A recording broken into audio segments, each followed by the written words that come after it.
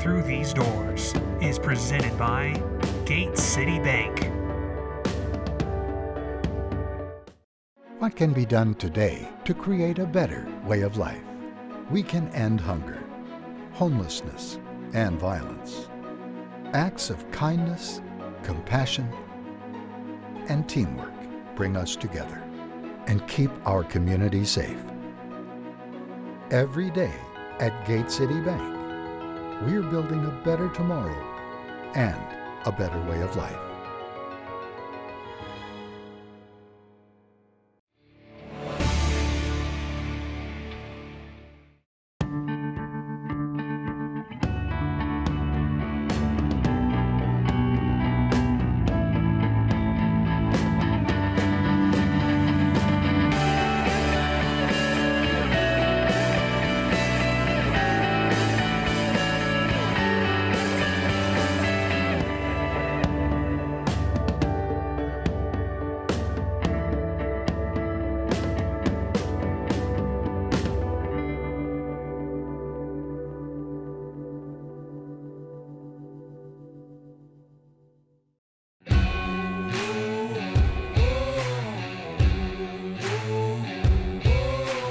Quick starts have been a major focus for this year's North Dakota Hockey Club.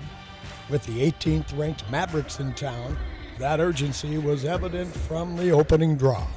A start is definitely one of the most important things in a hockey game. You don't want to be trailing ever. It's way harder to come back from a deficit. Coming out with a hot start and getting that early lead is very important. It obviously builds a lot of momentum and sets up the rest of the night. So yeah, it's definitely important to jump out early and get that first goal. Chipped it past the defenseman Scanlon, catches up in the Omaha zone, breaking to the net. Constantini Gaber moves in, shoots and scores! Snapped it by Seville for its 12th of the year, and it's 1-0 UND. We always talk about get ready for your next shift, and Mark Senden, coincidentally twice on Friday night he did, and they were big. They were huge goals for us coming out of the penalty box, and that's what an experienced guy does. You know, he's ready for each and every shift, and he made the most of them on both plays. Senden out of the box, gets the pass, put it out in front. They score! Caulfield!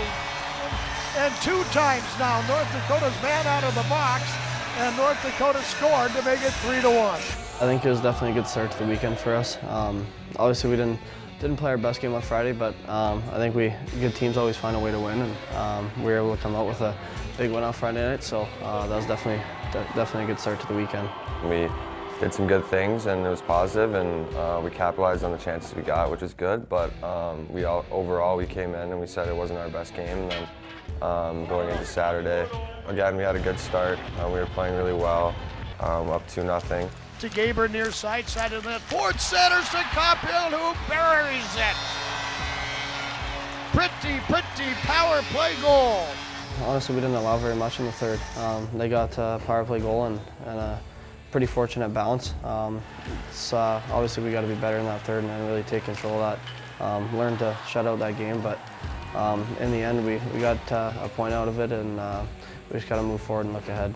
For the most part, I thought we played the right way, and probably on this night, on Saturday, played well enough to win the game outright, to win the 3 points. It's disappointing because we felt like we played even better than maybe Friday, honestly, but you know, sometimes that just happens in hockey. It doesn't go your way, and you just got to use it, learn from it, and move on as we go into the next weekend.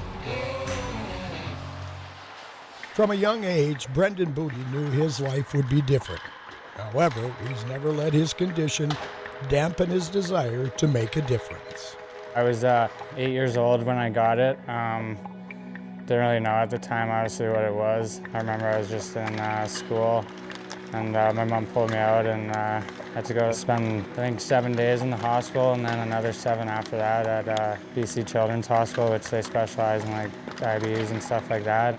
I can tell you, when Colleen phoned me to say, you got to meet us at the hospital, Brendan has type 1 diabetes, I was just floored. Like, I didn't know what to think. I was in shock.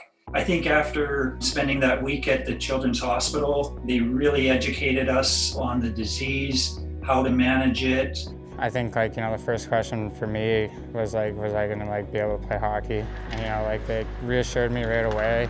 they brought in a kid at the time, but he's older now. His name is Anthony Ast, and he was playing in the Western Hockey League for the Vancouver Giants, and he had type 1 diabetes, and he just told me that he's playing and stuff like that, and yeah, I mean, that kind of showed me that obviously it's going to be a little harder, but that I could still do it if I wanted to. It's amazing how small moments in time can impact you for a lifetime, and how it can change your outlook on things. Hockey was his life. I mean, it still is, but he realized that he wasn't going to lose that, and so it changed his attitude. And I think it gave him a lot of hope after, this boy came to visit, which was just an incredible gesture on their part. Just kind of growing up with it, I kind of learned how to manage it with hockey and stuff, and kind of every day is still a new challenge. When you're out there, sometimes it may go low if you're skating hard, or sometimes your blood sugar may be a little higher, where kind of give yourself some incentive to bring it down. So there's sometimes I'll have to take a shift off or take a little bit off to have a juice box or something like that. With Brendan, there's a couple things going on. First, the physical side of it, obviously being aware of his body and where it's at. I think that's a continual thing that you always have to look at. And then the other thing is the mental side of it too, as far as making sure that even though that he's dealing with something a lot of other players aren't, that you have to be positive in the approach of your day, and I think he does a good job on both. Calder finding Budy in front. Brendan Budy able to tap it home, and North Dakota's on top. Well, I can speak as a mom. I have Snapchat, so I can see his face on a regular basis, and he just knows I need to see his face in the morning. That's mom checking in. But knowing that he's got really great roommates who definitely, they know the signs of if he's low, it's very reassuring. Being at home, being his roommate, he's got insulin all over the place. We have to have some juice on hand, fruit snacks, sugar, just in case something happens. So I've learned a lot just from being his roommate, and it's pretty cool to see how he can juggle both being a diabetic and a D1 hockey player. Getting to live with him, it's definitely, you see how difficult it is, and I think it just says a lot about him, how mentally strong he is, and nobody really realizes how difficult it is, and he does a really good job managing that for sure. He's just a very caring person in general. He's always there for you if you need something. So yeah, it's been a treat to be his roommate, and it's been really cool to see what he's been doing. He called us one night, this just before he wanted to make the post, and he said that it's something that he'd been thinking about for a while, and he wanted to give back. Yeah, it was something important to me. Kind of just donating my own money, kind of raising a goal, I guess. My Instagram post was kind of let everybody know. To be honest, I don't think any of us thought it would take off the way it took off. And, it got a lot of traction, not only in Grand Forks and in the States and in the NCHC and stuff like that, even up here, because you get someone like Anthony reposting it, and then the Canadian Diabetes Association reached out to Brendan and were having, posting on their site and stuff like that. I mean, I kind of got into it with the American Diabetes Association too, for the Giving Hearts Day. I helped them out with a little video and stuff like that, and had a lot of people reach out to me.